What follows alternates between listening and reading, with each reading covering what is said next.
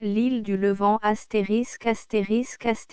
au lecteur L'île du Levant par Paul Otlet Bruxelles Typographie et lithographie Guyot 12 rue Pacheco, 12 882 L'île du Levant Introduction Il y a un an et demi environ mon père m'annonçait qu'il venait d'acheter de Monsieur Philippard l'île du Levant, la dernière de l'archipel des îles d'Hyères, située dans la Méditerranée.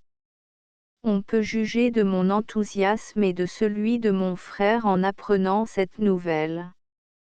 Une île en pleine mer? Aller en bateau. Être Robinson. Mener une véritable vie d'insulaire. Que de projets on formait déjà, quel rêve que d'habiter une île. Avec quelle impatience nous attendions les vacances. Comme nous comptions les jours qui nous en séparaient encore. Enfin ce jour heureux arriva. Comme la pendule marchait lentement ce jour-là. Bref, le train exprès de 7h20 du soir nous emporte avec la rapidité de l'éclair vers ces régions bénies du ciel, vers ce paradis terrestre. À 10h du matin nous étions à Marseille, et à 12h15 nous débarquions à Toulon. Après avoir mangé un morceau au café du commerce sur le port, nous nous embarquons dans le yacht la Nora Crena. C'est un splendide vapeur à hélice, comportant 7 hommes d'équipage, filant ses 9 nœuds à l'heure et tenant la mer comme pas un. La Nora Crena a 27 mètres de longueur sur 5 de large. Elle est divisée comme suit, cabine du capitaine et du second. Grand salon, office, et une cabine. Ensuite viennent la machine et la chaufferie. 3 cabines, la cuisine et enfin le poste de l'équipage. La Nora jauge 38 tonnes et a une machine de la force de 70 chevaux. Elle cale 1,80 m à l'avant et 2,30 m à l'arrière. Aussitôt montés à bord, 4 hommes s'empressèrent de déraper l'ancre. 5 minutes après nous étions en route pour l'île du Levant. En passant devant le vaisseau amiral, le capitaine fit saluer 3 fois selon l'usage, et notre salut nous fut aussitôt rendu. Nous dépassâmes bientôt la Seine, l'hôpital de Saint-Mandrier, le Mourillon et arrivés à la presqu'île de Gien nous distinguons déjà très bien les 3 îles. Nous avions une mer d'huile sur laquelle se reflétait le ciel bleu. J'en étais enthousiasmé. Il n'y avait pas 20 heures que nous étions encore à Paris, sous un ciel gris, pataugeant dans la boue et enveloppés dans nos grosses pelisses. Ah, pensais-je, comment se peut-il qu'il y ait des gens assez sots pour rester tout l'hiver à Paris enfermés dans leur appartement, sous un ciel brumeux, au lieu de venir passer l'hiver dans le Midi. Nous passons rapidement devant Porquerolles, les Medbougou et Porquerolles. Enfin après 3h30 d'une traversée magnifique nous nous amarrions à la bouée placée dans la charmante petite baie de la Vis. La yole nous conduisit aussitôt à terre. Toute la famille Guillon était réunie sur la plage nous attendant et avertie de notre arrivée par les coups de sifflet répétés de la Nora Crena. Après les sellots d'usage on nous conduisit par un chemin tortueux et montagneux au sommet d'une colline sur laquelle se trouve le château. On nous montra nos chambres situées au premier et ayant vue splendide sur la mer et sur le continent. Aussitôt descendus au jardin on nous mena sur une grande terrasse devant le château. Ce qui me frappa singulièrement c'était de voir une si grande quantité d'agaves venant ici à l'état sauvage, des palmiers et des orangers plantés en pleine terre. De cette terrasse on aperçoit devant soi le continent, à gauche et à droite s'étend l'île. Quelle est l'étendue de l'île ? Demandai-je à mon oncle Fernand. Sa superficie est de 1,400 hectares, me répondit-il, sa longueur de l'est à l'ouest est de 8 km, tandis qu'elle n'a qu'1,5 km de largeur moyenne. La pointe que vous avez devant vous sur le continent, représente le cap Bénat, à droite est le mouillage du Lavandon, distant de l'île de 14 km.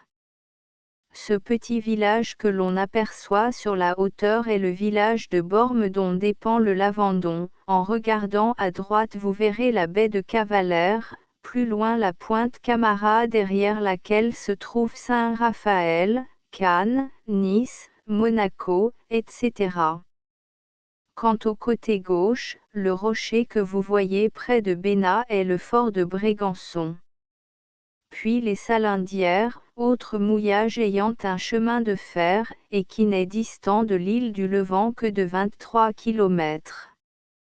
Au-dessus est la ville d'Hyères, renommée pour la douceur de son climat. En ce moment, mon attention fut attirée par le soleil qui se couchait. Jamais je n'avais vu spectacle pareil. L'horizon semblait tout en feu, le soleil se confondait avec la mer, ce qui lui donnait des proportions gigantesques. La cloche du dîner nous réunit tous dans la salle à manger. Après le repas nous causâmes encore quelque temps, après quoi nous prîmes congé de la famille pour nous retirer dans nos chambres respectives. Je m'endormis profondément après les événements de la journée, trop profondément peut-être car je ne m'éveillais qu'à 8 heures tandis que tout le monde était déjà levé depuis 2 heures. On ne fit pas d'excursion ce jour-là, car tous nous étions encore fatigués de notre voyage. Voilà les renseignements que je pus obtenir pendant la conversation. L'île du Levant est moins haute que les autres îles, point culminant 129 mètres quoique plus accidentée, elle est très peu boisée, car nos prédécesseurs ont mis le feu aux forêts et ce que l'incendie avait épargné, ils l'ont coupé. Le sol est généralement composé de micaschistes très friables. En certains endroits, l'on rencontre des rognons de granit bleu. On trouve aussi des grenats, de la tourmaline, sorte de pierre cristallisée appartenant à la famille des silicates qui, étant échauffée, devient électrique et attire la poussière de charbon, les cendres et autres corps légers, du titaniate de fer et de l'amiante, substance minérale filamenteuse que l'on nomme aussi asbeste et dont on fait de la toile, du papier, des mèches incombustibles. Elle est formée principalement de silice, de magnésie, d'un peu d'alumine et de chaux. Les anciens brûlaient dans une toile d'amiante les corps des grands, pour conserver leurs cendres pures et séparées de celles du bûcher. Cette matière alors très rare, et d'un prix excessif, est aujourd'hui fort commune. On en trouve dans toute l'Europe mais surtout en Italie, en Corse et en Savoie. L'île entière est couverte de maquis, en certains endroits impénétrables, ces maquis sont composés de magnifiques arbousiers, atteignent 10 mètres de hauteur, de bruyères en arbre, lentisques, romarins, lavandes, cistes connus dans le pays sous le nom de mesugue, euphorbes. Le pin maritime, le pin d'Alep et le pin parasol y croissent très bien. On trouve en grande quantité la plante dont on extrait l'éther végétal et qu'on nomme vulgairement l'herbe à chat. La journée du lendemain fut consacrée à la visite de la colonie. La baie du Grand Avis étant le principal mouillage du côté nord de l'île, c'est là que s'est fondée la colonie. Lorsque l'on voit de loin tous ces grands bâtiments et toutes ces maisons éclairées par les rayons du soleil et sous un ciel toujours bleu, on croirait vraiment voir un petit village d'Afrique. En réalité, c'est une agglomération acquérant une certaine importance par son immense pénitencier pouvant contenir jusqu'à 300 jeunes détenus. De loin, le pénitencier a plutôt l'air d'une caserne que d'une prison. Nous y montons par un escalier et nous débouchons sur une grande place appelée place d'Armes. C'est là que tous les premiers dimanches du mois le directeur passait militairement la revue des pénitenciers. Les gardiens étaient en grande tenue, sabre au côté. Les détenus avaient leur temps partagé en travail des mains et en celui de l'esprit. Ils travaillaient dans les champs, à la vigne, et on leur inculquait les premières notions d'orthographe et de calcul. Le pénitencier se compose de 3 immenses dortoirs, un réfectoire, une grande école, une cinquantaine de cachots et de cellules, ateliers, de tailleurs, cordonniers, lingerie, vestiaires, etc. Une très grande chapelle de 4 autels est annexée au pénitencier, d'un côté et, de l'autre, se trouvent la ferme et les étables. Rien ne manque à cette ferme, chevaux, mulets, vaches, buffles, moutons, porcs, poulets, canards, oies, paons, pintades, dindons, tout y est. Éloigné du continent et, par conséquent, de toutes les ressources qu'il offre, on est obligé de parer à toutes les éventualités. Mon oncle Fernand nous conduisit voir la forge, de grands bâtiments dans lesquels étaient installés des ateliers de menuiserie. En voyant de grandes roues et des courroies, je ne pus m'empêcher de lui demander à quoi cela pouvait servir. Dans le temps, me dit-il, une fabrique de pipes de bruyère était installée ici et chacune de ces roues faisait marcher un tour. Ces roues marchent au moyen d'une machine à vapeur que nous allons voir. Nous descendîmes dans la cave, où, en effet, se trouvaient une machine et des chaudières. Cette machine sert aussi au moulin à vapeur et à la distillerie, elle devait encore servir pour le chemin de fer funiculaire qui devait être installé entre la mer et la colonie. D'ailleurs, cette plateforme que vous voyez là a été faite pour cela. Et il nous montrait un chemin ayant une pente d'au moins 20 degrés. En continuant, nous visitâmes successivement la distillerie, l'atelier des tonneliers, la buanderie. Nous arrivâmes enfin au magasin. Ceci vous représente, dit mon oncle Fernand, le magasin de vivres. Tous les matins, de 8h à 8h30, les ouvriers viennent chercher ici ce dont ils ont besoin pour la journée. Comme il serait trop difficile et trop coûteux pour eux de faire venir leurs vivres de Toulon, nous nous en chargeons en vendant ici tout ce qu'il leur faut au même prix. Maintenant, il ne nous reste plus à voir que le jardin légumier. Toutes ces maisons que vous voyez ça et là sont des maisons d'ouvriers. Il y en a pour loger une cinquantaine de familles. La maison que vous voyez là-bas est la cantine, celle-ci est la boulangerie, voilà l'aumônerie et celle-là est la direction et le greffe où j'ai mon bureau. Au-dessous du pénitencier sont de grandes caves pour conserver le vin. Il y a là d'immenses foudres pouvant contenir ensemble jusqu'à 250,000 litres de vin. Mais allons visiter le jardin. Le jardin légumier a la superficie d'1 hectare environ, clos de murs. Il est pourvu d'un barrage qui retient les eaux nécessaires pour son irrigation en été. Je fus tout surpris de voir 3 immenses palmiers avec une quantité de petits poussant très bien en pleine terre. J'appris que l'on pouvait s'aimer et planter pendant presque toute l'année, qu'on mangeait des asperges et des pois en janvier, des fraises en novembre, des fèves de marais en mars, etc., etc.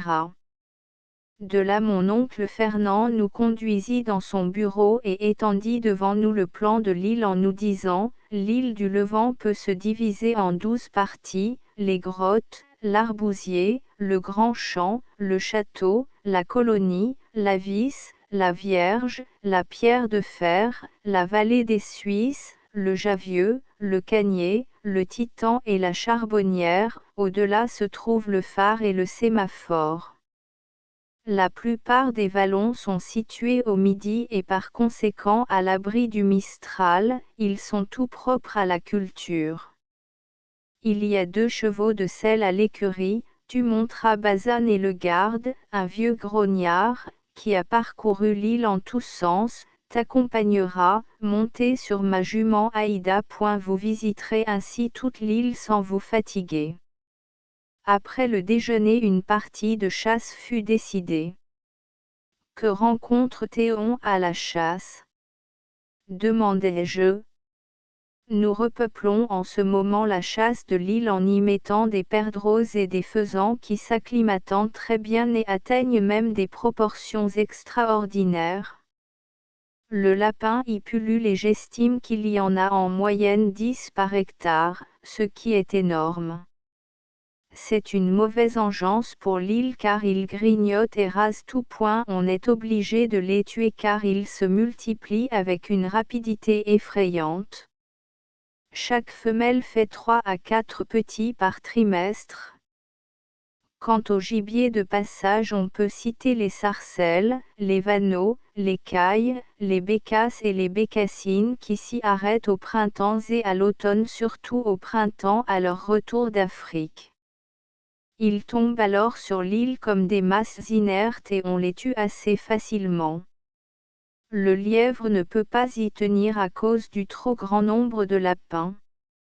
Quoique de la même famille, ces 2 bêtes ne peuvent se souffrir, et comme les lapins seront toujours en plus grand nombre dans l'île, le lièvre n'y pourra jamais vivre. Ces détails donnés, nous nous mîmes en route. Il faisait une chaleur accablante. On se dirigea du côté de l'ouest avec l'intention de nous montrer le fort des Arbousiers. La chasse étant ouverte toute l'année, puisqu'il n'y a d'autres propriétaires que nous et que nous sommes clos par la mer, on s'y adonne à cœur joie. Mais quelle chasse fatigante, toujours monter et descendre, marcher en pleine broussaille, se poster pendant des demi-heures entières sur un rocher sans bouger et ne pas faire de bruit, attendre qu'un lapin poursuivi à fond de train par les chiens vienne à passer dans la clairière. C'est là qu'il faut être habile. Il n'y a pas une seconde à perdre pour tirer. Mais avant d'avoir eu le temps d'épauler, le lapin est déjà à 10 mètres de vous. Après une pareille chasse, qui souvent dure de 1 heure de l'après-midi à 6 heures du soir, soit 5 heures, je puis vous affirmer que l'on n'est pas fâché d'aller se coucher. Le lendemain était jour de courrier, tout le monde reste au château. On ne va pas à la chasse tant grand le désir est de savoir les nouvelles qu'apporte la poste. À 8 heures ou à 9 heures suivant le vent, le Titan, beau bateau de 8 mètres, avec voile latine, est monté par 2 bateliers très expérimentés part pour Port-Cros avec les lettres. À Port-Cros, l'île voisine, un vapeur fait 3 fois par semaine le service des îles. Le Titan lui remet ses plis, embarque les marchandises pour l'île du Levant, prend les lettres et revient aussitôt après. Il arrive ordinairement entre 1 et 2 heures. À chaque instant on va voir s'il est encore loin, on va, on vient, on descend à la mer et enfin, lorsque le pli est ouvert, la distribution faite et qu'il n'y a rien pour soi, on s'en retourne en maugréant et en pestant contre cette maudite lettre qui n'est pas encore arrivée. Une partie de pêche fut décidée pour le lendemain, car il n'y avait pas courrier. Le matin dès 7 heures nous descendions à la plonge, mais tout à coup je vis un serpent qui fuyait devant moi. Je jetai un cri d'horreur en m'éloignant. Je demandai à mon oncle Fernand s'il y avait beaucoup de serpents dans l'île. Ce ne sont que des couleuvres inoffensives, me répondit-il. On en trouve en grande quantité dans la broussaille et dans les pierres. Il y en a qui atteignent jusqu'à 1,50 m de longueur et la grosseur du bras. Il faut particulièrement vous méfier des scorpions lorsque vous remuez des pierres, car la piqûre du scorpion est vénéneuse de même que celle des lézards des pierres. Nous montâmes dans une barque de 21 pieds appelée la Sainte-Anne. Les marins avaient dragué la nuit pour prendre des chevrettes, crevettes, afin d'amorcer le palang. Mais il faut d'abord que je vous explique ce que l'on veut dire par ce mot. Le palang est une longue ligne à laquelle sont attachées de 2 mètres en 2 mètres des petites ficelles ayant à leur extrémité un hameçon. Il y avait à ce palang à peu près 200 hameçons. Le palang étant amorcé, on le jette au fond de l'eau dans les rochers au moyen d'une pierre et l'on attache ses 2 bouts à 2 morceaux de liège. 1 heure après, on vient le relever. Les eaux de l'île sont très poissonneuses, car le fond est entièrement composé de roches et d'herbes marines dans lesquelles le poisson se plaît beaucoup. Un des bateliers releva donc le palang et nous fîmes une assez belle pêche, car nous prîmes des pageaux, poissons rougeâtres à chair ferme, des rougets, des tourtereaux, gros poissons verts, et enfin, des sarans, etc.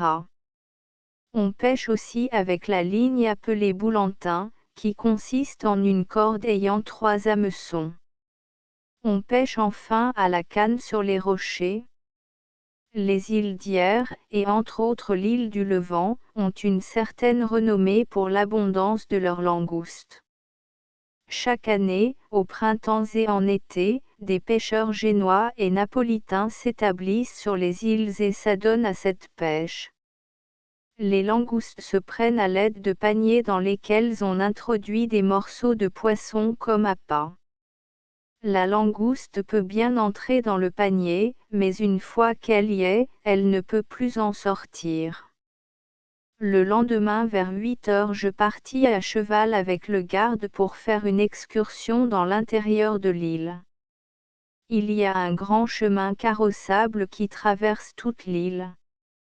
Outre ce chemin il y en a une multitude d'autres plus petits, tels que chemins de traverse, sentiers de chasse, etc.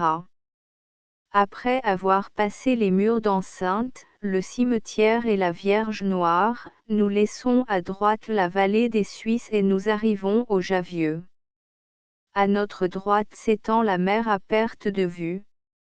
Le Javieux, composé de 2 vallons, les mieux abrités de l'île, est entièrement défriché et défoncé à 60 cm, 2 maisons y sont élevées. Sur la colline du Javieux sont les ruines d'un ancien couvent de bénédictins. Nous remontons un peu et nous nous trouvons à l'ombre d'une forêt de pins et d'arbousiers, puis nous débouchons dans un vallon appelé, me dit le garde, le Cagnier. Les ruines d'une vieille ferme s'y élèvent. Toute cette partie de l'île est très giboyeuse, car, étant très éloignée de la Vis, on n'y chasse pas souvent. Nous trottons encore pendant quelque temps et nous arrivons au Titan. Le vallon du Titan a 1 kilomètre de longueur et possède la meilleure terre de toute l'île. Une magnifique ferme avec annexe y est bâtie, la mer vient presque au pied des habitations. Arrivés là nous descendons de cheval, nous mangeons quelques figues et buvons à une source excellente. Nous attachons nos bêtes à un arbre et le garde me conduit voir les ruines de la tour du Titan. Cette tour avait été construite comme poste d'observation contre les pirates. Nous remontons en selle et nous voilà partis pour le sémaphore qui fait un service public de dépêche. Le sémaphore est occupé par la famille Dupont qui habite l'île depuis 18 ans. Je descends de cheval et Monsieur Dupont, chef guetteur, m'offre des rafraîchissements, après quoi il se met en devoir de me faire visiter le sémaphore. Dans la salle du télégraphe je trouve un tableau indiquant la moyenne des jours de pluie à l'île, que je m'empresse de reproduire ici. Notez bien que ce n'est pas le nombre de jours de pluie mais bien le nombre de fois qu'il a plu. 1880-1881 janvier 7 janvier 9 février 3 mars 2 avril 4 avril 1er mai 5 mai pas juin 2 juin juillet pas juillet août 1er septembre 4 octobre 3 octobre 4 novembre 8 novembre 6 décembre 1er décembre 2012 total 36 total 42 après avoir pris congé de Monsieur Dupont et sa famille nous prîmes un sentier qui nous conduisit au phare. La famille Castel nous reçut aussi bien qu'au sémaphore. Le phare de l'île du Levant est un phare de 3e ordre ayant une portée de 22 km. Nous nous remîmes gaiement au petit trot et l'on sonnait tout juste le déjeuner lorsque nous rentrâmes au château. Ces plaisirs variés se renouvelaient pendant nos trop courtes vacances et nous nous amusâmes autant que nous pûmes le faire. Mais il fallut un jour se quitter. Au dîner d'adieu on se fit 1000 promesses de se revoir bientôt et au dessert mon oncle Fernand chanta les quelques couplets humoristiques qu'il avait composés à notre intention sur l'île du Levant en souvenir de notre trop court séjour. Voici ces quelques couplets sans prétention, l'île du Levant I. La belle île du Levant est près du continent, les flots ne sont pas traîtres sur ces 13 kilomètres. Cependant ceux qui ont peur n'ont qu'à prendre le vapeur. 2 Sur l'île du Levant tout pousse à l'avenant. Mais, chasse des plus étranges nous n'avons pas d'orange. Cependant pour en goûter nous pouvons en acheter. 3 Sur l'île du Levant comme sur le continent, aidés par la nature, on fait de l'agriculture. Cependant il pleut trop peu sous notre beau ciel bleu. 4 Dans l'île du Levant, il n'y a pas longtemps l'influence maligne n'atteignait pas la vigne, maintenant elle phylloxéra se conduit comme un rat. Dans l'île du Levant, il dort du vieux temps, on trouve des richesses des mines de toute espèce. Cependant il y a plus des cailloux que de pierres à bijoux. 6 La belle île du Levant à l'arche ressemblant contient, chose bizarre, des animaux peu rares, cependant Noé malin y mit trop de lapins. 7 Sur l'île du Levant vécurent probablement Adam le premier homme, Madame Ève et sa pomme. Maintenant il y a plus des serpents que d'épouses d'Adam. 8 À l'île du Levant le climat est charmant, on ne connaît pas la neige comme dans la froide Norvège. Cependant Monsieur le vent est parfois trop viol. 9 Sur l'île du Levant on vit bien sans argent, on n'entend plus sans cesse, apporte-moi des espèces. Cependant vers le premier à Toulon faut payer. X Près de l'île du Levant on pêche facilement l'angousse, poisson par 1000 qu'on nomme rouget de l'île, mais ils ne sont pas parents du poète puissant. 11 Dans l'île du Levant on mène comme chez Bréban. L'on a semaine et dimanche du lapin sur la planche. Cependant notre cordon bleu devrait varier un peu. Finale. La belle île du Levant vous est connue maintenant. Voyez elle propriétaire, demandez-lui des terres. Si vous n'étiez pas grincheux, vous y serez très heureux. Variante. Mais ceux qui sont grincheux feront mieux d'y rester chez eux. Les vacances étaient finies. Le lendemain nous repartions pour Paris où nous retrouvâmes le ciel brumeux que nous avions quitté il y avait à peine 15 jours. Chapitre I. De retour de ce petit voyage je tâchai de trouver partout des renseignements sur le passé de l'île du Levant. Voici le résumé de mes résultats. La rangée des îles d'Hyères 1, dit Adolphe Johann dans son guide d'Hyères, est composée de 3 îles principales et de quelques îlots d'eux. Ce sont les anciennes Stcades des Grecs. À l'époque de la Renaissance, on désignait l'archipel par le nom poétique d'île d'Or, très probablement parce que sous l'influence des études classiques et par une allusion instinctive au groupe des terres fortunées, on plaçait dans les îles d'Hyères les orangers qui entouraient la ville.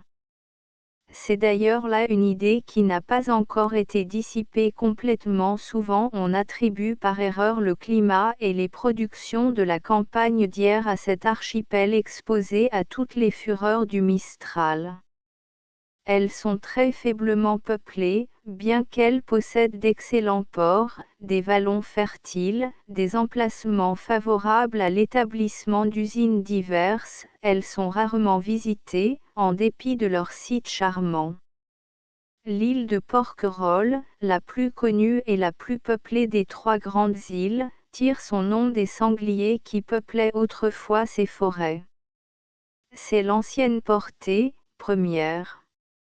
Elle a 8 km de longueur sur 2 km de largeur et compte environ 300 habitants. Porquerolles est presque entièrement couvert de bois de pins et de chênes, et n'offre guère de clairières que sur le versant septentrional de l'île. Les maisons du hameau principal, hôtel-restaurant du Progrès, sont groupées au pied de la citadelle, sur les pentes d'un monticule qui domine une petite crique semi-circulaire exposée au vent du nord.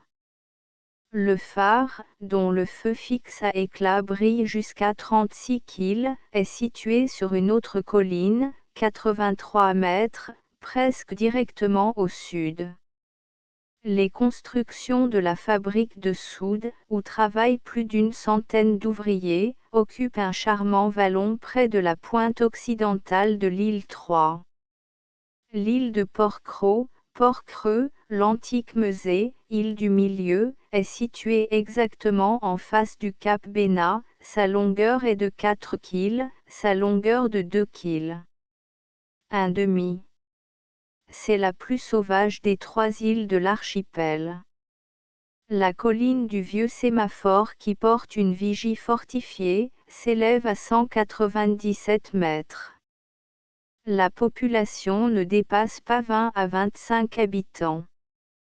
Il s'y trouve aussi à l'est une fabrique de soude 4. Le gibier abonde à Porquerolles ainsi que dans l'îlot de Bagot, à l'ouest, que l'on a récemment fortifié. L'île du Levant ou du Titan, appelée aussi Cabarrhaud dans les anciens titres, est l'Antikypa, inférieure, des Grecs. Ses dimensions sont à peu près les mêmes que celles de Porquerolles. Les collines dont la plus haute, les Pierres Blanches, s'élèvent à 129 mètres, sont presque entièrement couvertes de bois. Une colonie de plus de 100 jeunes détenus y a été fondée. À l'extrémité orientale de l'île se trouve un phare à feu fixe de 3e ordre, d'une portée de 27 km, et les restes de l'ancienne tour du Titan.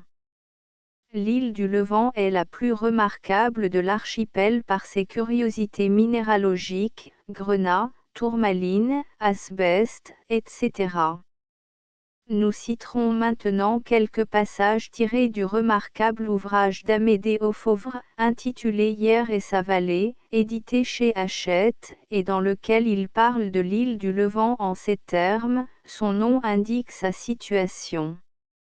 Autrefois cette île portait le nom de la tour antique dont les vestiges gardant encore le nom primitif de tour du Titan. Sa longueur est de 8 km sur une largeur moyenne de 1,5 km.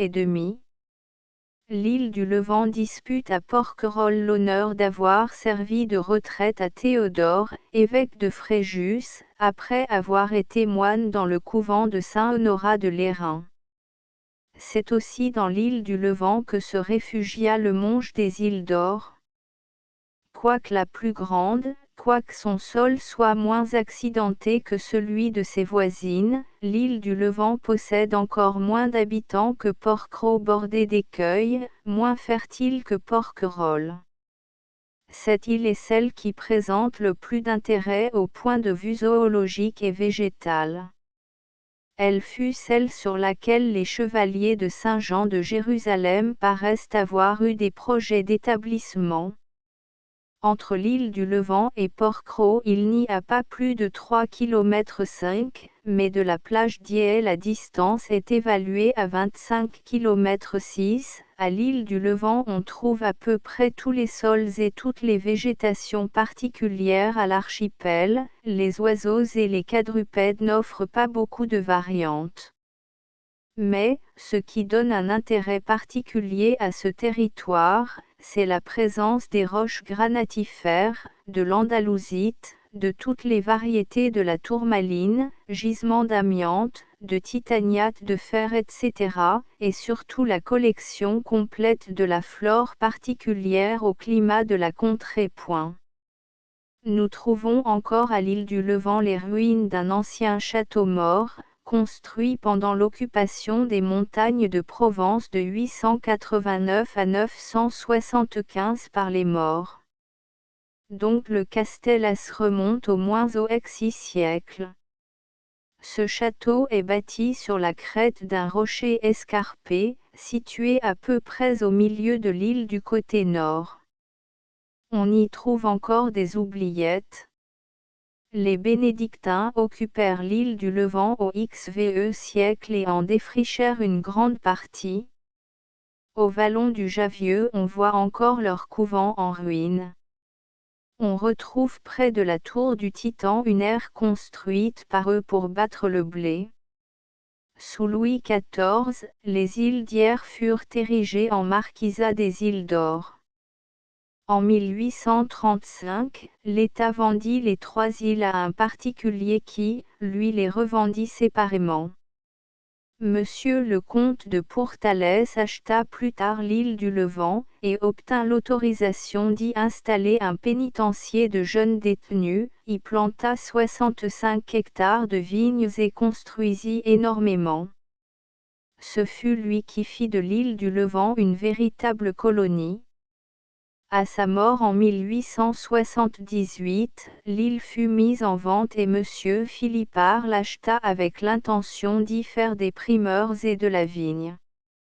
Nous ne pouvons mieux faire ici, que de citer quelques passages d'un article que l'honorable M.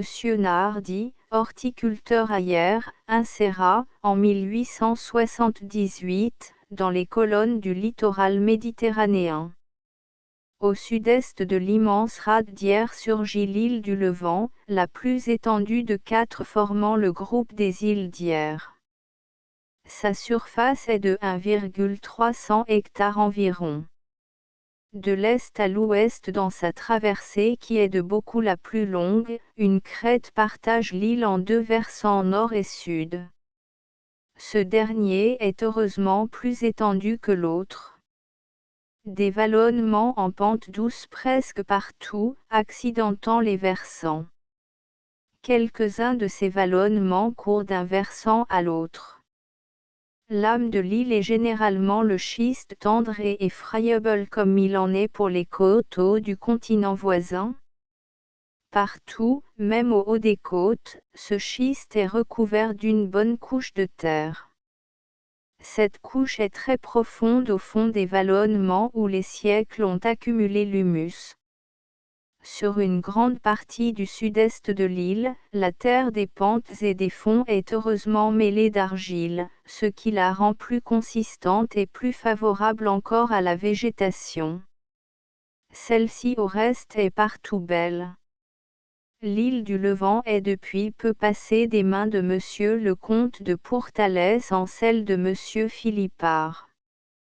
Sous la possession de Monsieur le comte de Pourtalès, une colonie pénitentiaire de jeunes garçons existait à l'île du Levant.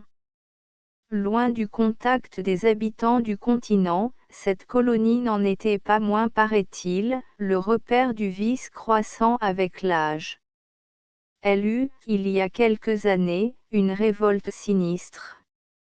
C'est que, soit dit en passant, quoique ces jeunes habitants fussent quelque peu occupés aux travaux des champs, travaux des plus moralisateurs pour les jeunes êtres dévoyés, ces êtres mal guidés, subissaient de plus une direction arbitraire, sans fermeté, l'opposé de celle qui, inspirée des sentiments élevés et généreux du père de famille, fait de l'enfant un homme et non un forçat de l'avenir. Il n'y a plus de colonie pénitentiaire à l'île du Levant. Nous y venions en promeneurs, nous avions ouï dire que le nouveau propriétaire comptait faire sur ce vaste domaine d'importantes cultures de primeurs.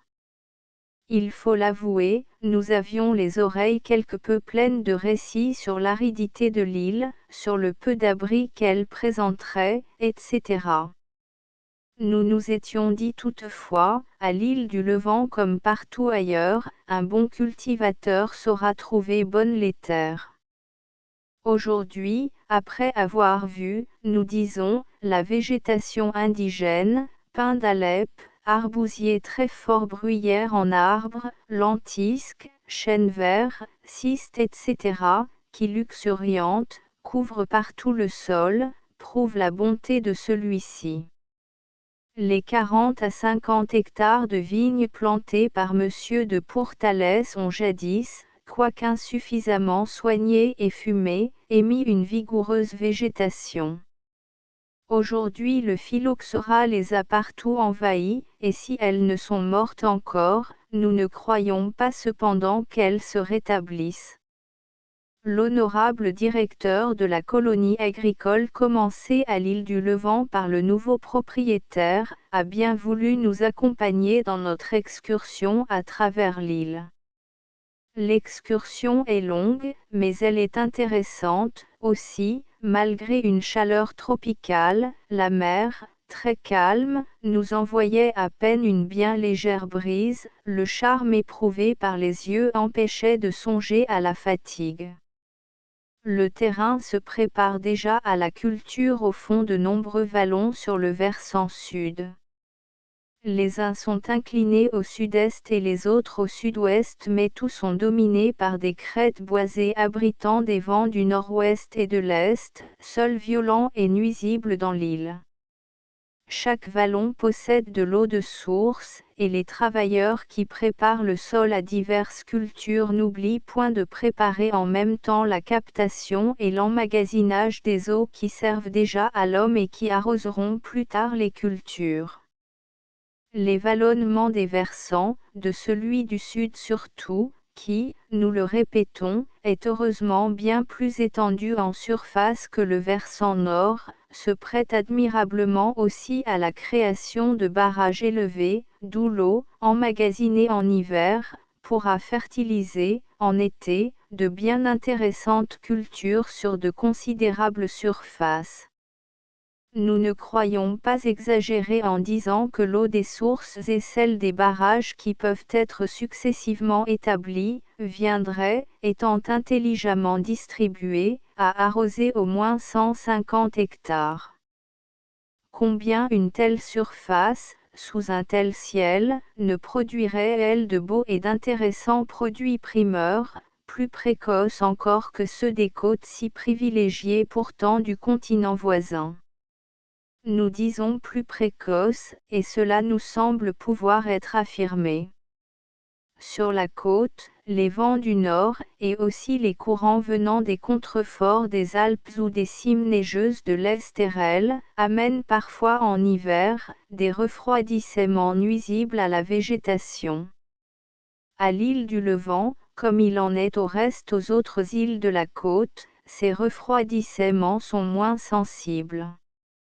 L'eau qui entoure le sol de toutes parts d'un élément à température uniforme, empêche ou modifie très heureusement dans toutes les îles, les brusques passages de la chaleur au froid, passages venant du continent, et que nous subissons. Du reste, des cultures de primeurs commanditées depuis quelques années à l'île de Porquerolles, voisine de l'île du Levant, nous montrent une précocité avantageuse sur celle obtenue sur nos côtes. Nous parlerons un jour aussi de l'île de Porquerolles, non moins intéressante que celle du Levant. Les cultures arrosées de l'île du Levant devront être toutes complantées d'arbres fruitiers, des espèces abricotiers, cerisiers et pêchers, en se bornant bien entendu et à peu près exclusivement aux variétés précoces. Le produit de ces plantations sera assurément très rémunérateur. Sous les arbres viendront bien les cultures de petits pois et de pommes de terre, cultures rarement arrosées, et celles du haricot de printemps et d'automne, qu'il faut toujours arroser. Partie de ces terres arrosées pourra aussi, mais sans autre culture sur le sol, dès que les arbres commenceront à produire, être couverte de plantations d'orangers et surtout de citronniers. Les produits assurément vaudront ceux de l'Italie et de l'Espagne. Les plateaux et les sols pentifs de l'île du Levant sont tous très propices à la culture de la vigne. Il y a un certain nombre d'années, alors que l'île appartenait à Monsieur le comte de Pourtalès, des vignes à vin furent plantées au nord-ouest et à peu de distance de la colonie pénitentiaire et d'exploitation. Cette partie de l'île n'est pas la mieux abritée et d'autre part le sol particulièrement schisteux n'a point été profondément défoncé. Cependant nous avons vu une bonne partie de ces vignes montrer encore des preuves d'une végétation jadis belle. Malheureusement le phylloxéra, cet infiniment petit qui se moque si bien des prohibitions émanées du cerveau des savants de cabinet, a pénétré dans l'île du Levant et toutes les vignes sont envahies. Le sulfure de carbone, la panacée officielle qui devait anéantir à jamais le nouvel ennemi de nos vignes a été appelé à l'île du Levant. Là, comme ailleurs il a fait merveille. Il a été appliqué par des travailleurs, officiels comme lui, délégués, à cet effet, par la compagnie PL Monsieur armés de leurs instruments connus, ils ont pendant tout l'hiver dernier et jusqu'en mars et avril, administré le sulfure de carbone dans toute l'étendue des vignes. Le principal résultat obtenu est la suppression de toute récolte. Nous avons pu voir, en promenant longuement dans les vignobles, des parties étendues où les cèpes relativement vigoureux encore portent, à la base de leurs sarments, les vestiges de formes de raisin, mais, à l'époque de la floraison et même avant, ces formes ont été annihilées. Un autre effet de l'application du sulfure de carbone ne se montre que trop largement sur les surfaces où le remède a été employé en fin de saison. Là, les cèpes les plus malades ont été tués par le remède. Au moment de l'élan de la végétation, ils ont commencé d'émettre quelques nouvelles pousses bientôt mortes en roussissant comme si elles eussent été atteintes par un corrosif. Quand nous les voyions, courant juillet, quelques-uns de ces cèpes montraient toutefois de naissants et bien chétifs bourgeons. Assurément le volatile poison commençait à disparaître du sol et les cèpes vivants encore s'empressayaient de le constater. Monsieur le directeur de l'île du Levant avait eu soin de donner aux vignes sulfurées la distribution d'engrais religieusement recommandée au reste par les hauts et savants patrons du sulfure. Comptant sur la richesse apportée au sol par cette distribution, le directeur a essayé, çà et là, dans les parties où les cèpes sont, entre lignes, largement espacées, des semis de pommes de terre, petits pois et haricots. Partout ils ont germé, mais, malgré les bienfaisantes pluies exceptionnellement prolongées, cette année, dans nos régions, c'est à peine si quelques-uns ont continué leur végétation. Là encore le sulfure a fait merveille. Jamais il ne nous avait été donné de rencontrer une constatation aussi irréfutable des dangers de l'emploi de cet insecticide qui, ainsi que d'autres que nous avons connus, réduit l'insecte à la famine en détruisant la plante qui le nourrit. Jusqu'à quand demanderons-nous encore ou serons-nous même forcés de demander la guérison de nos vignes à des insecticides ? Les plus vantés, les plus officiels non plus que les prohibitions administratives n'empêchent point le phylloxéra de continuer ses ravages et de les étendre chaque année en de nouvelles régions. Bien plus, comme nous venons de le constater dans les vignobles de l'île du Levant, ainsi que l'ont fait ailleurs des praticiens autorisés. L'un de ces insecticides, le plus vanté, le plus officiel de tous, tue la vigne plus sûrement que le phylloxéra. Jusqu'à quand voudra Théon, sur trop de parties des régions viticoles, s'obstiner à repousser les vignes américaines qui, elles, nous sont offertes par la nature comme la base sûre de la reconstitution des vignobles détruits par le phylloxéra? Nous voudrions qu'il fût donné aux vignerons, aux bons paysans de certaines régions viticoles où règne le phylloxéra, régions où l'on impose le sulfure comme remède, tout en interdisant l'entrée des cépages américains, de voir, dans l'Hérault, dans les Bouches-du-Rhône, dans le Var et autres départements voisins, des vignobles splendides reconstitués avec les vignes américaines. Nous croyons bien que protecteurs des insecticides et prohibiteurs des cépages américains auraient fort à faire à se justifier ensuite auprès de ces paysans. Dans les départements dont nous parlons, l'insuffisance, nous dirons presque l'innocuité des insecticides n'est plus contestée par personne, la résistance, la luxuriante végétation de beaucoup de cépages américains, la belle production directe de quelques-uns sont prouvées, depuis plusieurs années, par d'importantes plantations en pleine région phylloxéée. Des viticulteurs des plus autorisés, membres honorables de nos parlements, remplissent un patriotique devoir en présentant au gouvernement les cépages américains comme le moyen à la fois unique et sûr de reconstituer nos vignobles. Espérons que leur voix qui est celle de la vérité ne tardera plus à être entendue. Espérons aussi que la compagnie P.L. Monsieur qui, croyant jadis à la puissance insecticide du sulfure de carbone, s'est dévouée à en propager l'emploi, voudra bien, aujourd'hui que l'inefficacité du sulfure est prouvée, accorder aide à la propagation des cépages américains. De la largeur et de l'activité de cette propagation dans les départements méridionaux partout phylloxéés dépend la prompte et indispensable reconstitution d'une triple source de richesse pour la France, pour ses départements, et pour les entreprises de transport. Il faut que les plantes de Jacques et de quelques autres variétés américaines bien connues de cépages à vin, dits à production directe, et que ceux d'autres variétés également américaines, précieux porte-greffes pour nos vignes françaises, puissent non seulement être répandus partout où besoin est, mais aussi que leur prix d'achat soit mis à la portée de toutes les bourses. Au gouvernement, aux assemblées départementales, aux associations diverses, et aux compagnies de transport intéressées incombe la mission de poursuivre la propagation et l'abaissement des prix des cépages américains. À l'île du Levant, que nous quittons, nous recommandons particulièrement de planter des cépages américains porte-greffes, tels que Taylor, Riparia et quelques autres également rustiques sur lesquels il faudra greffer le chasselas de Fontainebleau et le lignan blanc ou Johanne charnu pour la production du raisin de primeur à exporter.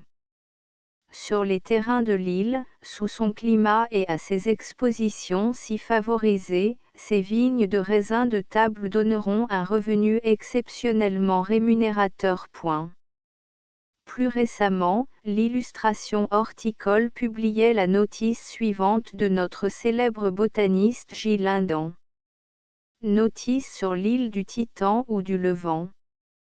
L'île du Titan est la plus orientale et la plus grande des îles d'hier, les Tchad des anciens. Pline raconte qu'on y faisait depuis la plus haute antiquité la pêche du corail, dont les Gaulois ornaient leurs épées et leurs boucliers. Diosdoride les appelait Stichad insulae du nom d'une herbe aromatique très abondante dans ces îles, le stichat, qu'il indique comme étant une espèce de thym, probablement le lavandula stcha. À la Renaissance, les trois îles principales de Porquerolles, Porquerolles et Titan étaient connus sous le nom poétique d'îles d'or, sans doute à cause de l'éclat que jettent leurs rochers de mica à schiste. Quelques auteurs modernes leur ont maintenu cette dénomination. Avant l'ère chrétienne, ces îles étaient visitées par les Phéniciens et les Phocéens, qui y formèrent des établissements. Les Romains s'y installèrent à leur tour. Pendant les premiers siècles du christianisme, les pieux cénobites de l'Airain cherchèrent un refuge à l'île du Titan. Les Maures vinrent ensuite s'installer dans cette île, d'où ils ravagèrent toute la côte provençale.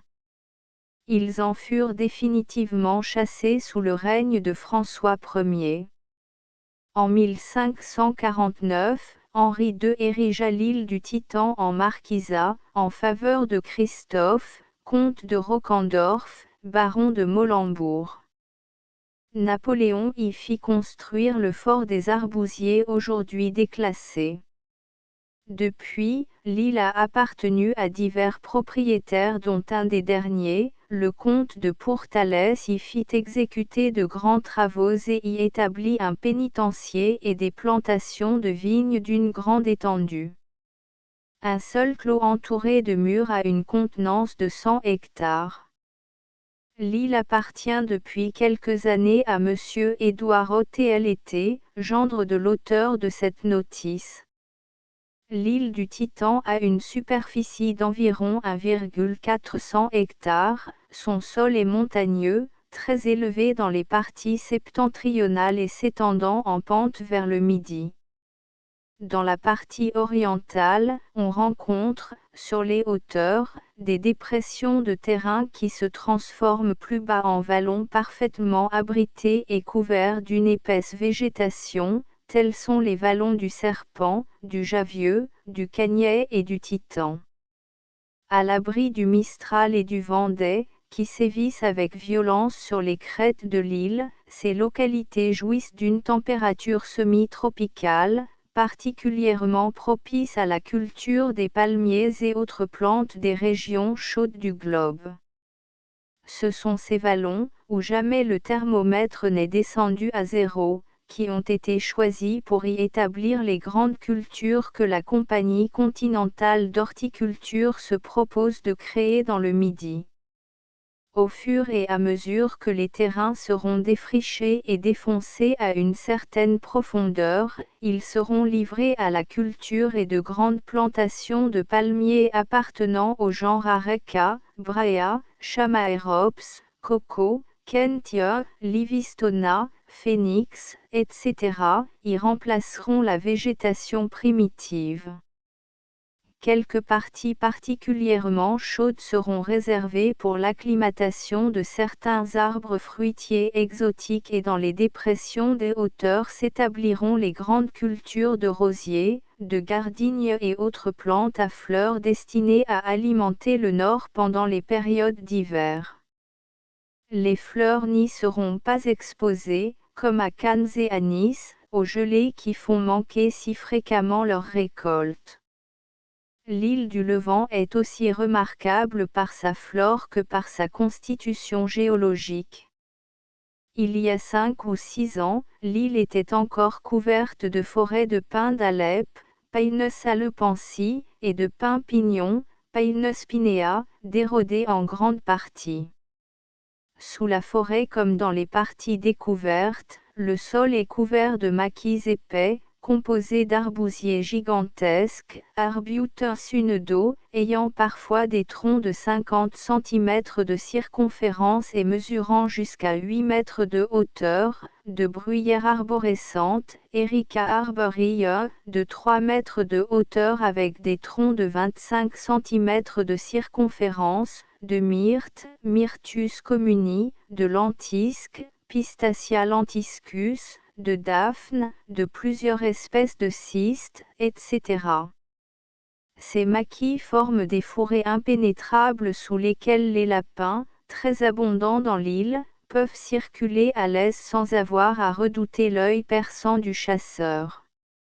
Dans les parties jachères, les cystes apparaissent en grand nombre, tandis que dans les endroits découverts et incultes on rencontre l'Euphorbia dendroide, les Teucriomerum et Massiliens, le Lavandula scha, le Coronia gincea, les Giniste linifolia, Candicans espinos, le Jasminum humile, l'Euphrasia linifolia, le Vitex agnus castus, le Schrincia tuberosa, etc. Dans le sable, sur le bord de la mer, croissent le Pancratium maritimum, l'Absinthium maritimum, et sous les rochers les Juniperus phoenicea et sabina, le Stachys minuta, l'Echinophora spinos, quelques espèces de forbes, etc. Nous devons à la complaisance de Monsieur le Dr Bernard, de Porquerolles, les renseignements minéralogiques et géologiques suivants. À l'île du Levant se trouve un véritable lit de roches granatiferres. Dans la partie E et S, vers le nord. Au centre de l'île, partout le schiste micacé, en se délitant et s'effeuillant aux impressions atmosphériques, jonche la terre de ses grenats. On peut, d'après M.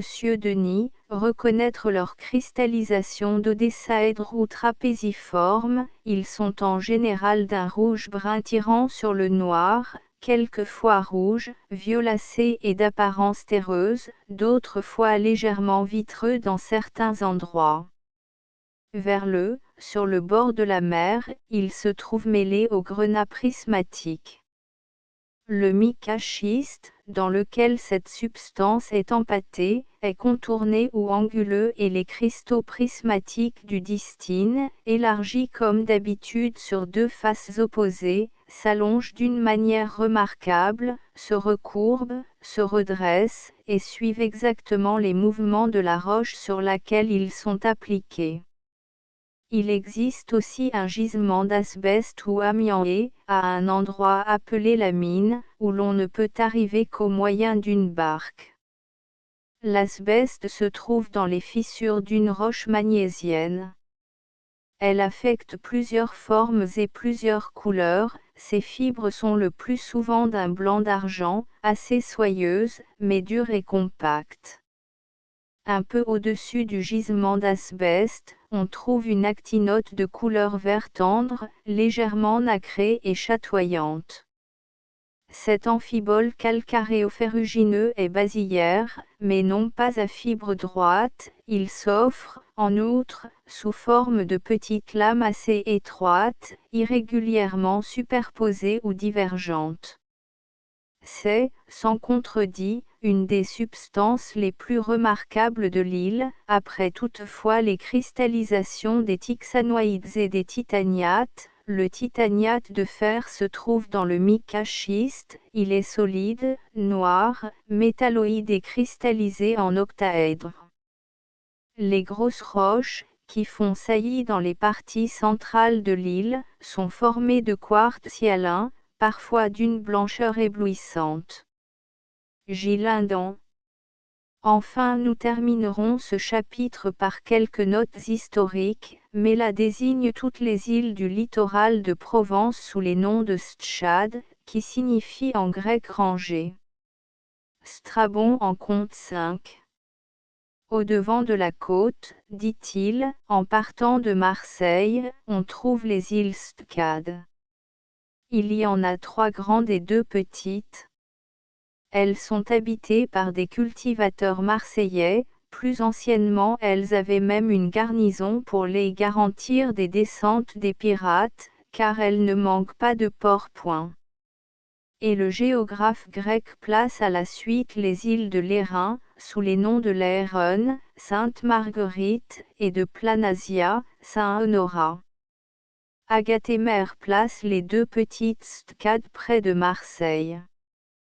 Pline est plus précis, les 3 Stcades, dit-il, sont ainsi nommées par les Marseillais qui en sont voisins à cause de l'ordre dans lequel elles sont rangées. Les noms de chacune d'elles sont Prote, mise aussi appelée Pomponiana, la 3e est Tipa. À partir de ces îles sont Sturmin, Fmi et Filpoint. Il mentionne ensuite les îles Leuro et Lerina, qui sont évidemment les îles de l'Airain. Étienne de Bissens en compte aussi 3, les place résolument dans la rade de la ville phocéenne et ajoute qu'elles s'appelaient Ligustides, ce qui n'apprend pas grand-chose, puisqu'elles étaient en face de la côte ligurienne. Les géographes du Moyen Âge furent encore plus obscurs et contradictoires, les uns placent les Stcades un peu partout sur la côte de Provence, d'autres à l'estuaire du Rhône où ils la confondent même avec l'île de la Camargue. Encore, d'après Pline, les îles de Marseille s'appelaient « Petites Stcades », tandis que celles d'Hyères étaient nommées « Grandes Stcades » et portaient des noms qui rappelaient leur position relative.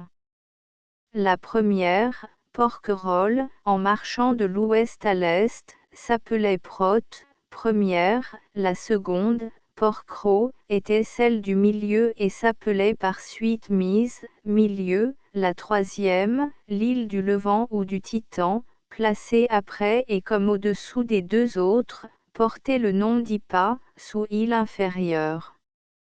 Ce sont des fragments détachés de la chaîne des morts. Le nom des îles d'or qu'on leur donne est tout à fait moderne, on ne le trouve dans aucun auteur ancien.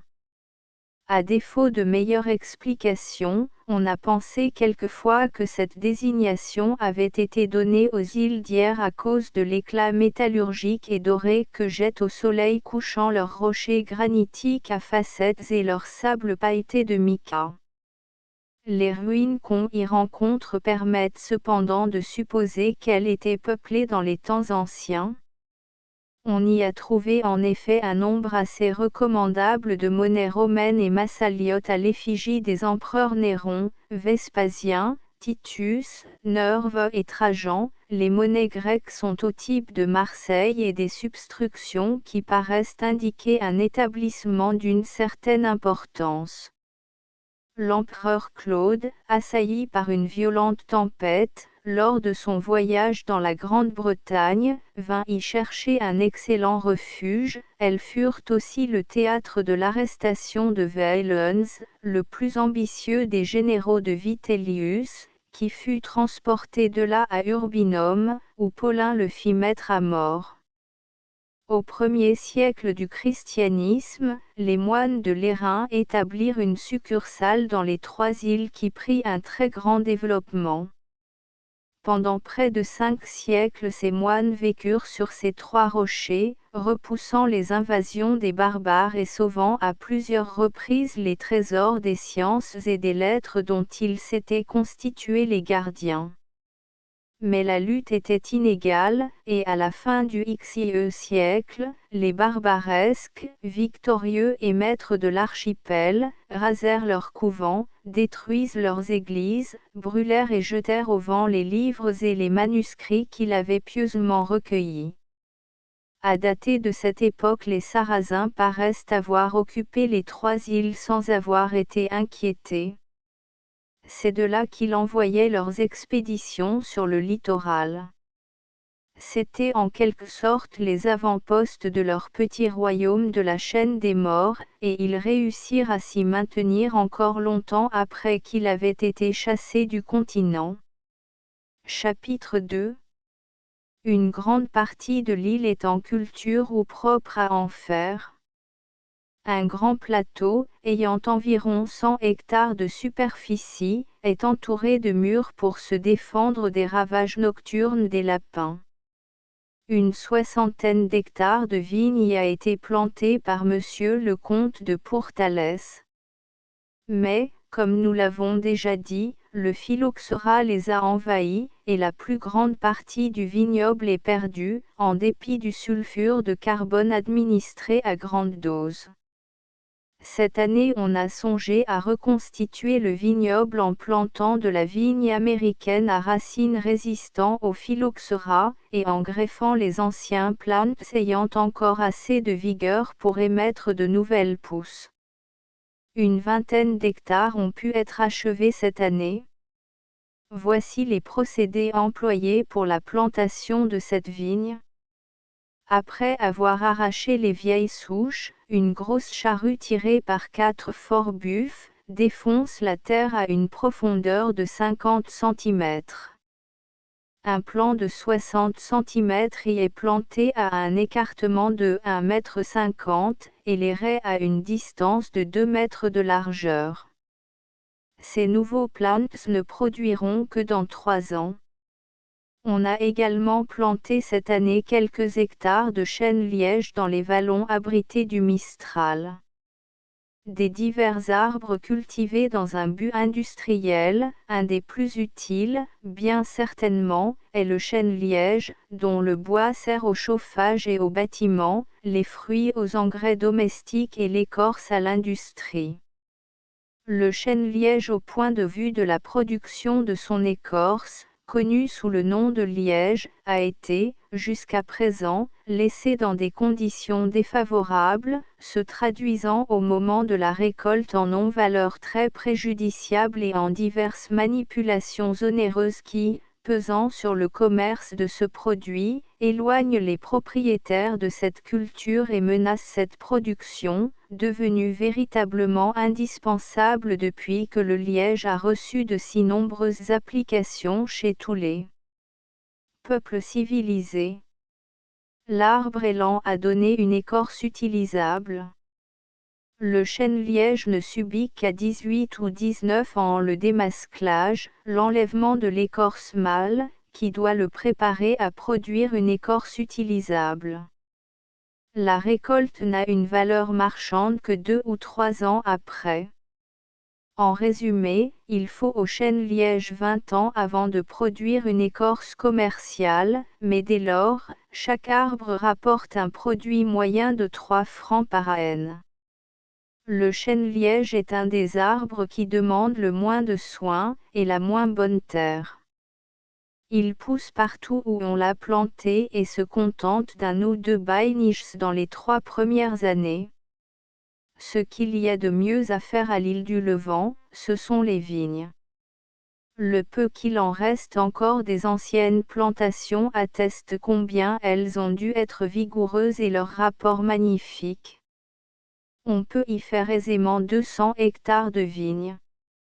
Les vins du Midi, on le sait, ont acquis une grande renommée chez les marchands de vin, car, étant très forts et très noirs, ils les coupent avec d'autres vins moins forts et le mélange donne un vin ordinaire apprécié. Il n'a jamais gelé ni neigé de mémoire d'homme à l'île du Levant. On y a une température tempérée l'hiver et assez chaude l'été. La seule chose à craindre est le vent d'été et le mistral. Il y aurait donc avantage à faire dans les vallons abriter la culture de plantes exotiques. Ces plantes, en pleine terre, à l'abri du vent, viendraient beaucoup mieux et grandiraient beaucoup plus vite qu'en serre. Quelle économie de charbon et de bâtiments n'y aurait-il pas à faire là? Le vallon du Javieux est magnifiquement exposé pour cette culture. On pourrait y établir dans le haut un barrage qui recevrait toutes les eaux de pluie qui descendent de la colline. Ce barrage aidé de noria que l'on pourrait faire et des sources qui existent fournirait assez d'eau pour irriguer les cultures.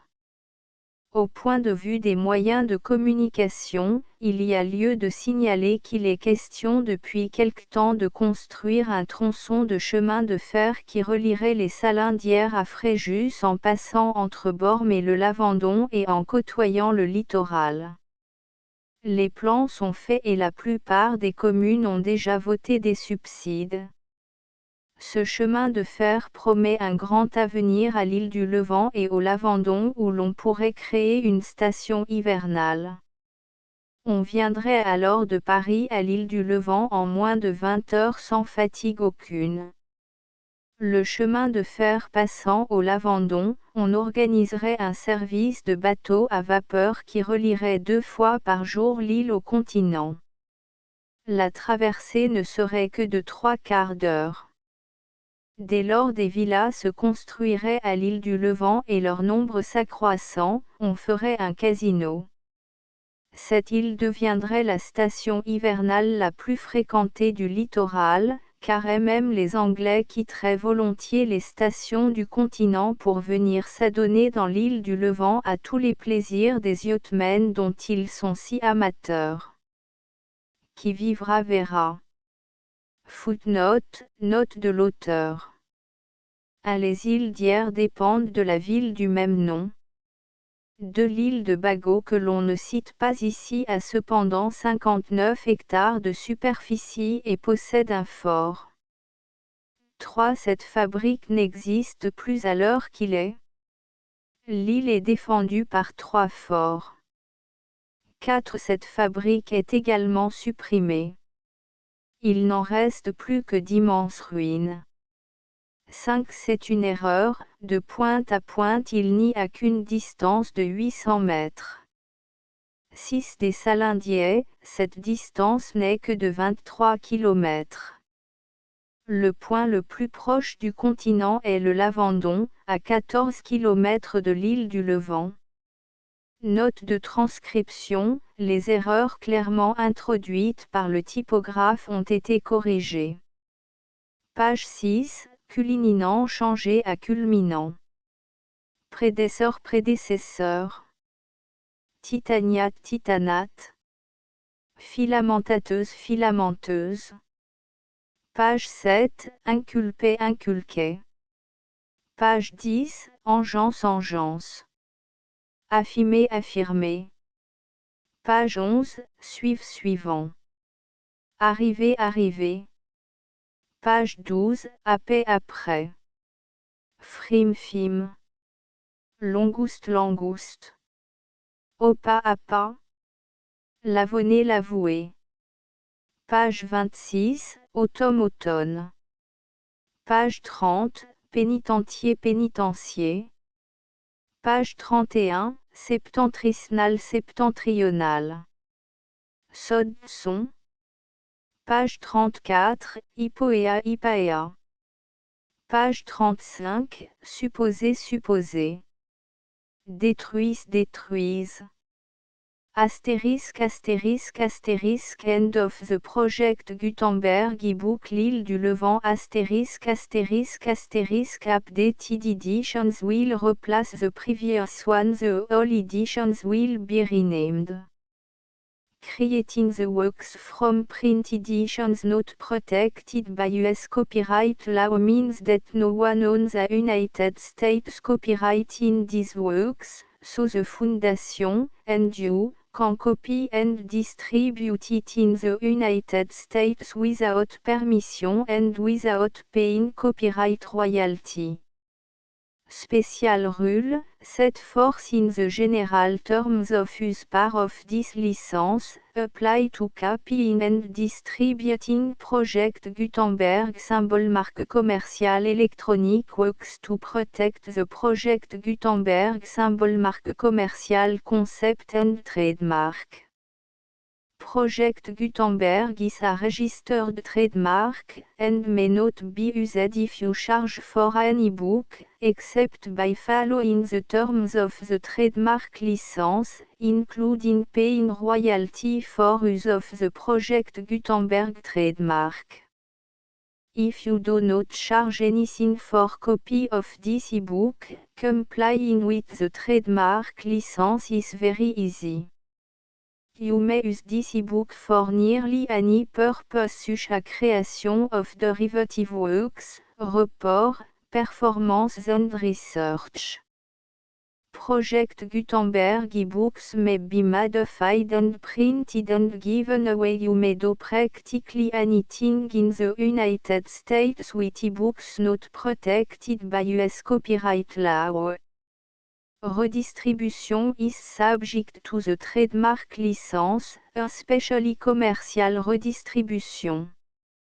Start, full license. The full Project Gutenberg license. Please read this before you distribute or use this work to protect the Project Gutenberg symbol marque commercial. Mission of promoting the free distribution of electronic works. By using or distributing this work, or any other work associated in any way with the phrase Project Gutenberg, you agree to comply with all the terms of the full Project Gutenberg symbol marque commerciale licence available with this file or online at www.gutenberg.org/licence.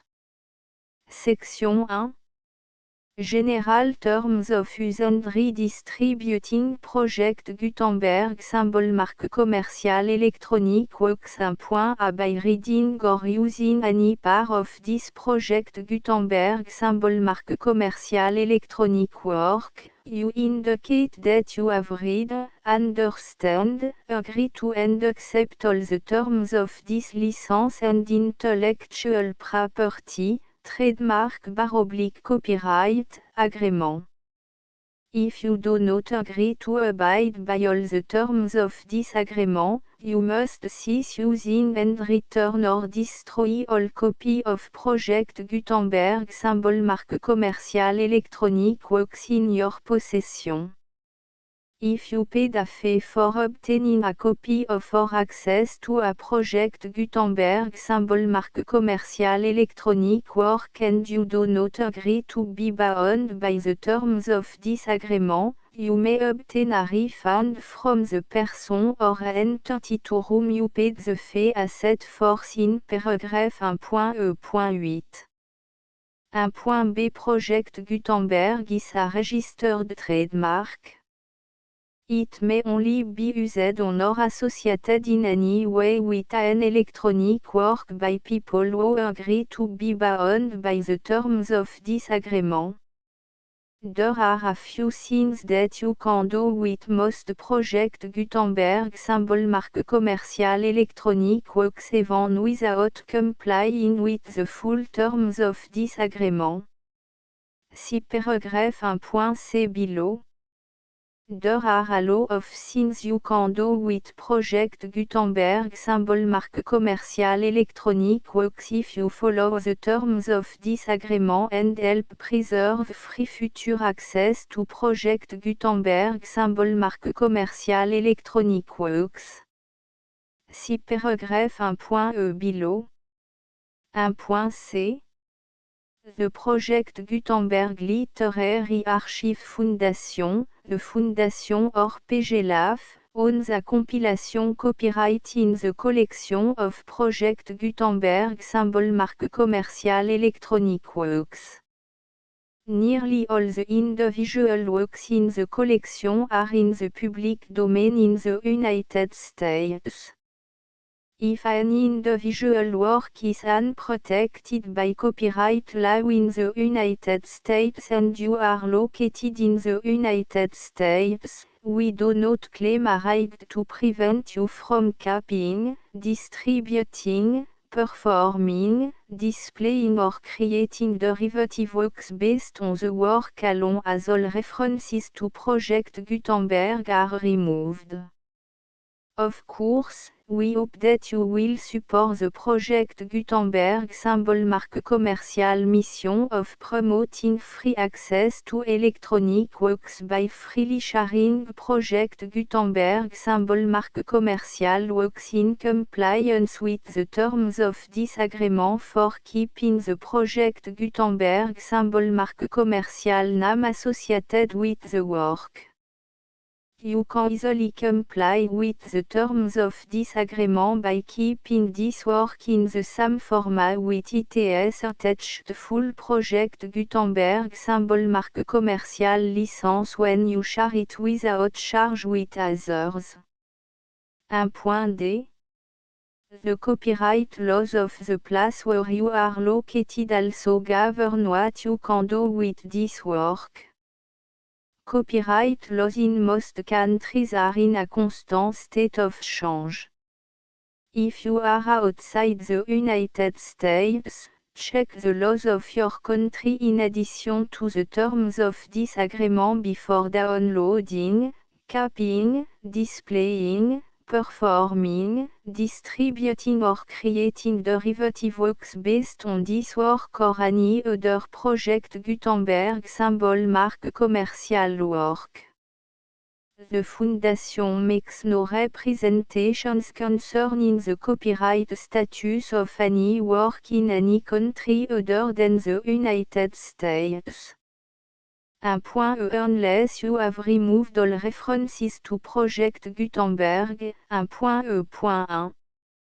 The following sentence, with active links to, or other immediate access to, the full Project Gutenberg symbol marque commercial license must appear prominently whenever any copy of a Project Gutenberg symbol marque commercial work, any work on which the phrase Project Gutenberg appears, or with which the phrase Project Gutenberg is associated, is accessed, displayed, performed, viewed, copied or distributed. This ebook is for the use of anyone anywhere in the United States and most other parts of the world at no cost and with almost no restriction whatsoever.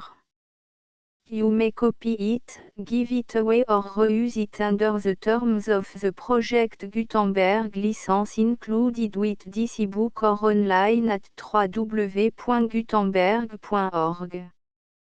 If you are not located in the United States, you will have to check the laws of the country where you are located before using this ebook. 1.2 If an individual Project Gutenberg symbol marque commercial electronic work is derived from texts not protected by US copyright law, does not contain a notice indicating that it is posted with permission of the copyright holder, the work can be copied and distributed to anyone in the United States without paying any fees or charge. If you are redistributing or providing access to a work with the phrase Project Gutenberg associated with or appearing on the work, you must comply either with the requirements of paragraphs 1.e.1 through 1.e.7 or obtain permission for the use of the work and the Project Gutenberg symbol marque commercial trademark asset force in paragraphs 1.e.8 or 1.e.9. 1.e.3 If an individual Project Gutenberg symbol marque commercial electronic work is posted with the permission of the copyright holder, your use and distribution must comply with both paragraphs 1.e.1 through 1.e.7 and any additional terms imposed by the copyright holder. Additional terms will be linked to the Project Gutenberg symbol marque commercial license for all works posted with the permission of the copyright holder found at the beginning of this work. 1.e.4 Do not unlink or detach or remove the full Project Gutenberg symbol marque commercial license terms from this work, or any file containing a part of this work or any other work associated with Project Gutenberg symbol marque commercial.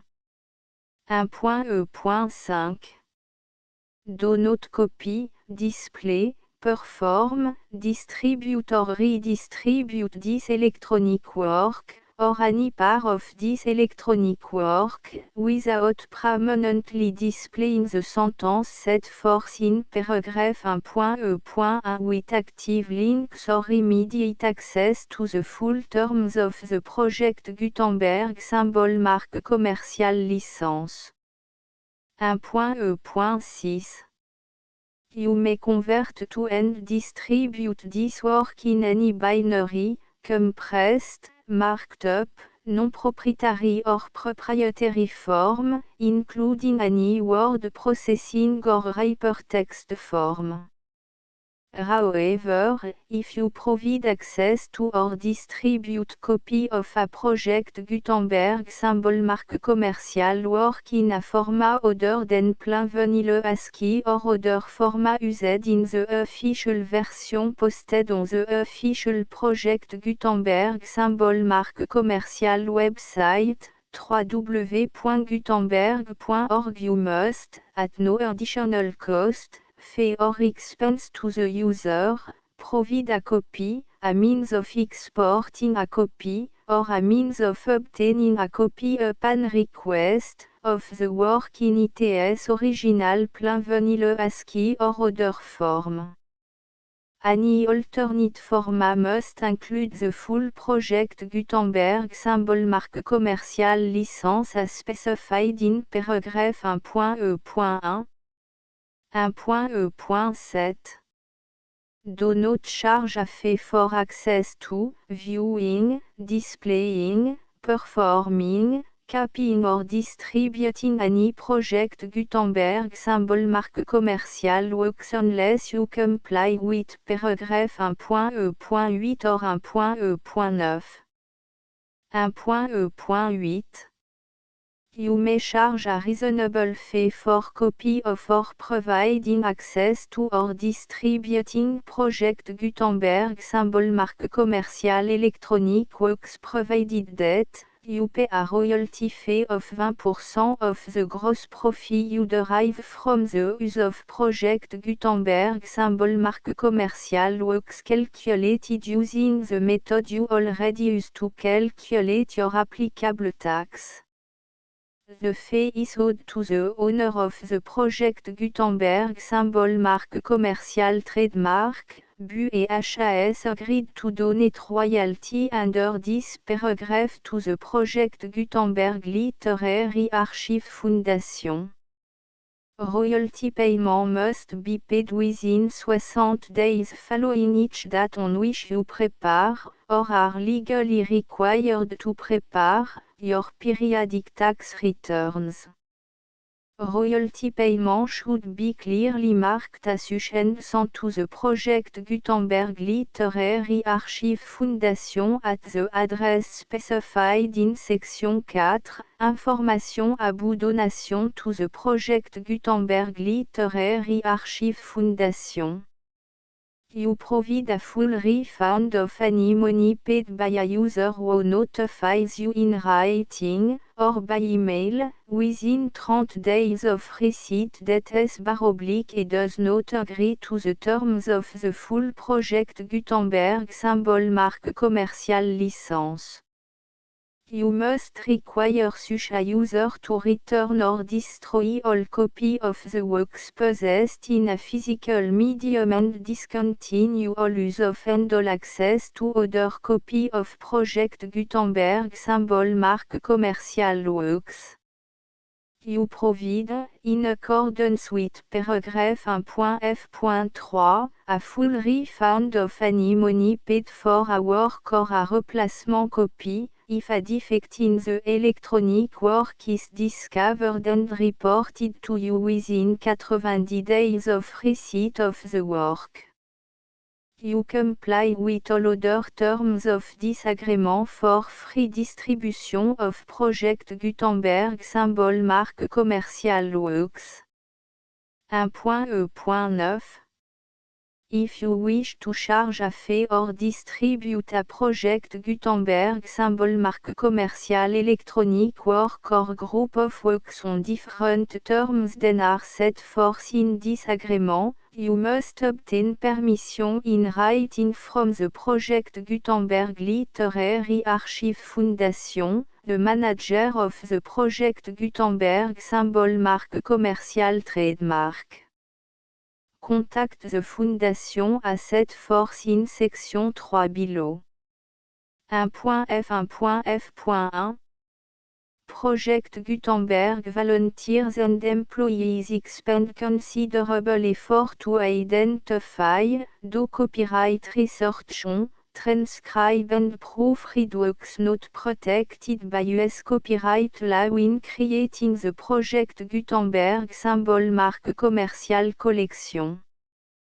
despite these efforts, Project Gutenberg symbol marque commercial Electronic Works, and the medium on which they may be stored, may contain defects such as, but not limited to, incomplete, inaccurate or corrupt data, transcription errors, a copyright or other intellectual property infringement, a defective or damaged disk or other medium, a computer virus, or computer code that damage or cannot be read by your equipment. 1.f.2 Limited warranty, disclaimer of damage, except for the right of replacement or refund described in paragraph 1.f.3, the Project Gutenberg Literary Archive Foundation, the owner of the Project Gutenberg symbol mark commercial trademark, and any other party distributing a Project Gutenberg symbol mark commercial electronic work under this agreement, disclaim all liability to you for damages, costs and expenses, including legal fees. You agree that you have no remedy for negligence, strict liability, breach of warranty or breach of contract except those provided in paragraph 1.f.3. You agree that the Foundation, the trademark owner, and any distributor under this agreement will not be liable to you for actual, direct, indirect, consequential, punitive or incidental damages even if you give notice of the possibility of such damage. 1.f.3 Limited right of replacement or refund, if you discover a defect in this electronic work within 90 days of receiving it, you can receive a refund of the money, if any, you paid for it by sending a written explanation to the person you received the work from. If you received the work on a physical medium, you must return the medium with your written explanation. The person or entity that provided you with the defective work may elect to provide a replacement copy in lieu of a refund. If you received the work electronically, the person or entity providing it to you may choose to give you a second opportunity to receive the work electronically in lieu of a refund. If the second copy is also defective, you may demand a refund in writing without further opportunities to fix the problem. 1.f.4 Except for the limited right of replacement or refund set forth in paragraph 1.f.3, this work is provided to you as, with no other warranties of any kind, express or implied, including but not limited to warranties of merchantability or fitness for any purpose. 1.f.5 Some states do not allow disclaimers of certain implied warranties or the exclusion or limitation of certain type of damages. If any disclaimer or limitation set forth in this agreement violates the law of the state applicable to this agreement, the agreement shall be interpreted to make the maximum disclaimer or limitation permitted by the applicable state law. The invalidity or unenforceability of any provision of this agreement shall not void the remaining provision. 1.f.6 Indemnity, you agree to indemnify and hold the Foundation, the trademark owner, any agent or employee of the Foundation, anyone providing copy of Project Gutenberg symbol marque commercial electronic works in accordance with this agreement, and any volunteers associated with the production, Promotion and distribution of Project Gutenberg symbol marque commerciale Electronic Works, harmless from all liability, costs and expenses, including legal fees, that arise directly or indirectly from any of the following which you do or cause to occur. A. Distribution of this or any Project Gutenberg symbol marque commerciale work. B. Alteration, modification, or addition or deletions to any Project Gutenberg symbol marque commerciale work. And C. Any defective cause. Section 2. Information about the mission of Project Gutenberg symbol marque commerciale Project Gutenberg symbol marque commerciale is synonymous with the free distribution of electronic works in format readable by the widest variety of computer including obsolete, old, middle-aged and new computer. It exists because of the effort of hundreds of volunteers and donations from people in all walks of life. Volunteers and financial support to provide volunteers with the assistance they need are critical to reaching Project Gutenberg symbol marque commerciale's goals and ensuring that the Project Gutenberg symbol marque commerciale collection will remain freely available for generations to come. In 2001, the Project Gutenberg Literary Archive Foundation was created to provide a secure and permanent future for Project Gutenberg symbol marque commerciale and future generations. To learn more about the Project Gutenberg Literary Archive Foundation and how your efforts and donations can help, see section 3 and 4 and the Foundation information page at www.gutenberg.org. Section 3. Information about the Project Gutenberg Literary Archive Foundation. The Project Gutenberg Literary Archive Foundation is a non-profit 501(c)(3) educational corporation organized under the laws of the state of Mississippi and granted tax-exempt status by the Internal Revenue Service. The Foundation SEIN or Federal Tax Identification Number is 64 à 6 221 541. Contribution to the Project Gutenberg Literary Archive Foundation are tax deductible to the full extent permitted by U.S. federal laws and your state's laws. The Foundation's business office is located at 809 North 1500 West, Salt Lake City, U84116, 801, 596 à 1887. Email contact links and up-to-date contact information can be found at the Foundation's website and official page at www.gutenberg.org/contact. Section 4. Information about donation to the Project Gutenberg Literary Archive Foundation. Project Gutenberg symbol marque commerciale depends upon and cannot survive without widespread public support and donation to carry out its mission of increasing the number of public domain and licensed works that can be freely distributed in machine-readable form accessible by the widest array of equipment including outdated equipment. Many small donations, $1 to $5,000, are particularly important to maintaining tax-exempt status with the IRS.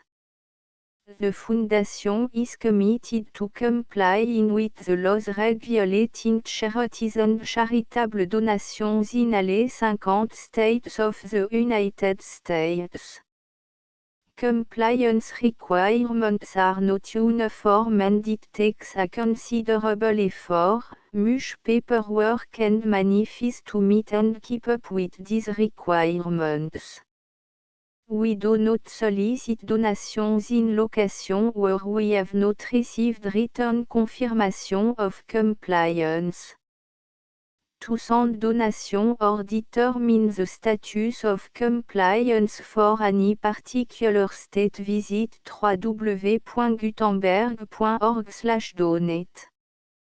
While we cannot and do not solicit contribution from states where we have not met the solicitation requirements, we know of no prohibition against accepting unsolicited donation from donors in such states who approach us with offers to donate. International donations are gratefully accepted, but we cannot make any statements concerning tax treatment of donations received from outside the United States. US laws alone swamp for small staff. Please check the Project Gutenberg web page for current donation methods and addresses. Donations are accepted in a number of other ways including checks, online payments and credit card donation. To donate, please visit www.gutenberg.org/donate. Section 5. Général information about Project Gutenberg symbol marque commerciale électronique works. Professor Michael S. R. was the originator of the Project Gutenberg symbol marque commerciale concept of a library of electronic works that could be freely shared with anyone. For 40 years, he produced and distributed Project Gutenberg symbol marque commerciale e-books with only a loose network of volunteer support. Project Gutenberg symbol marque commerciale e-books are often created from several printed editions, all of which are confirmed and not protected by copyright in the US unless a copyright notice is included. Thus, we do not necessarily keep ebooks in compliance with any particular paper edition. Most people start at our website which has the main page search facility, www.gutenberg.org.